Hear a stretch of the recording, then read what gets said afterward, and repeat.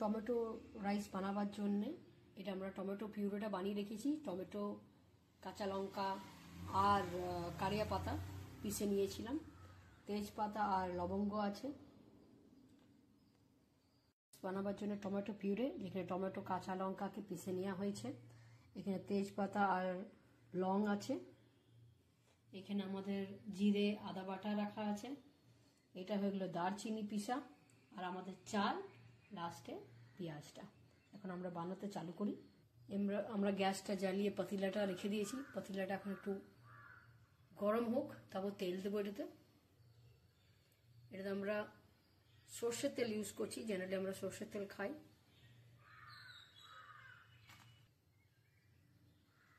এবং তেলটা গরম হয়ে এসছে, তো আমরা লবঙ্গ আর তেজপাতাটা ছাড়লাম। এরপরে আমরা ছাড়বো আদা জিরে বাটাটা, তারপরে কারিয়া পাতা আর আমাদের পেঁয়াজ, সাথে এক চুটকি দারচিনি। পেঁয়াজগুলো আমাদের একটু ভাজা ভাজা হয়ে যাক, মশলাটা একটু ভাজুক, তারপর টমেটো পিউরেটা আমরা দিয়ে দেব। এখানে আমরা চালটা ভালো করে ধুয়ে রেখেছি বন্ধুরা। এটা নড়াতে থাকবেন তাকে মশলাটা লেগে না যাক। আর ধিমি আঁচে করতে চাইলে ধিমি আঁচে করতে পারেন, ধিমি আঁচে করলে আস্তে আস্তে হবে জিনিসটা। দেখুন বন্ধুরা, আমরা চেন্নাইতে আছি। চেন্নাইতে জেনারেলি সকাল 5:30 থেকে 6টার মধ্যেই সূর্যোদয় উঠেন। কি সুন্দর লাগছে দৃশ্যটা বন্ধুরা। দেখুন হালকা হালকা ভাজা হয়েছে আমাদের পেঁয়াজগুলা। এখন আমরা টমেটো পিউরেটা দিয়ে দেবো। এটা এখন ভালো করে মিক্স করে এরপরে একটু এটাতে নুন হলুদ দেওয়া হবে। কালারের জন্য কাশ্মীরি লঙ্কা দিলাম, টেস্ট অনুসার নুন দিয়ে দিবেন আর হালকা হলুদ। এখন এটাকে ভালো করে মিক্স করে বেশ একটু মাখা মাখা হতে দেন, নালে আমাদের হলুদটা স্পেশালি গন্ধ ছাড়বে, বুঝলেন? এটা হোক বন্ধুরা, একটু মাখা মাখা। দেখুন হালকা হালকা এখনো জুসটা আছে, মানে জলটা আছে। তো আমরা এটার ড্রাই হওয়ার ওয়েট করব, তাহলে আমাদের মশলাগুলা, স্পেশালি বললাম না হলুদটা ভালো করে ভাজা হচ্ছে।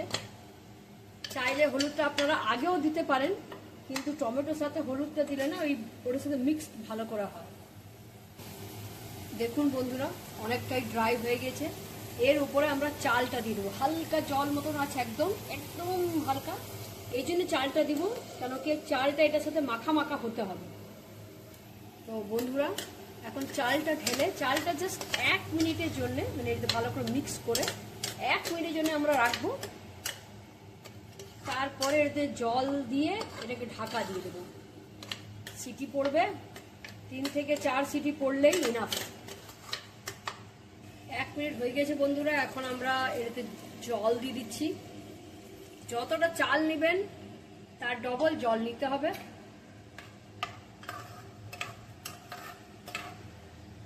এখন ঢাকা দিয়ে 3 থেকে 4 সিটি দিয়ে দিতে হবে।